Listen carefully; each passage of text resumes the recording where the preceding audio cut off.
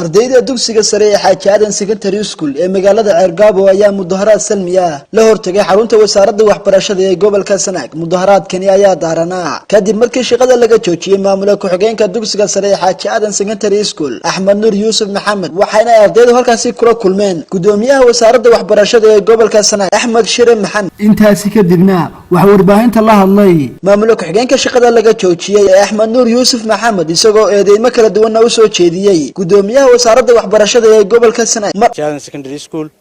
waxaan muddo 7 sano ka shaqeynayay dugsiga. waxaan kaga shaqeynayay si mutadawacnimo marka ama volunteer baan kaga shaqeynayay horaantii dabayaaqadii sanadkii 2018 bay ahayd markii hay'adda shaqaaluhu ay aqoonsatay shaqaale qaran, balse gudoomiyaha wasaaradda waxbarashada ee gobolka Sanaag mudane Bandey wuxuu igu yiri in runtii hadal aan meesha qabanayn oo ah wuxuu yiri gudoonshuhu haddii aan qoys iyo la ahaan qaraaboba qofkii hore ee qaadan jiray mushaharka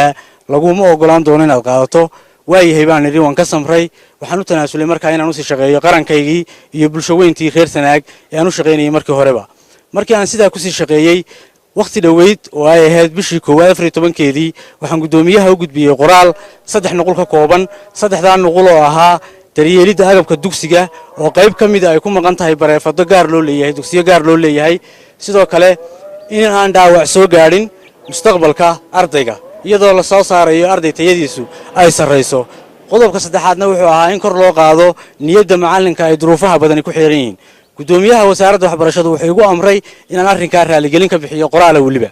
markii aan taa sameeyay oo bixiyay raaligelintaana waxaan helay warka oo ah inuu gudoomiyuhu tagay iskuulka, maamulahaygii uu ka codsaday warqadii shaqo ka yariinta iyo xasaanad ka qaadidaba. sidaa darteed markii aan arkay khilaaf ballaaran oo na dhex yimi aniga maamulaha kaasoo ka soo unkamaya ama ay abuurayaan gudoomiyaha wasaaradda waxbarashada ee gobolka Sanaag iyo qayb ka mid ah kormeerayaashiisu iskuulkiina ay subax walba tagayaan oo ay leeyihiin كان معمول كحجانك ورقدي لقاضي حلكة يا حسانة بينو إنه ما دام وياي مع المتطوع نمك شقينا وحن قان صدينا شغالي تجين لكن سي ونص الشقين دونا إن شاء الله بإذن الله الكريم كل بلشدي غير سنة قال متطوع بدن سيدا متطوع نمدا هو شقينا بل سي وحن قان صدينا خلاف كاسترو إن أنا نسكول كي تجين سيدا درت هذا الورق يسوق عليه من كي يقصر دعاي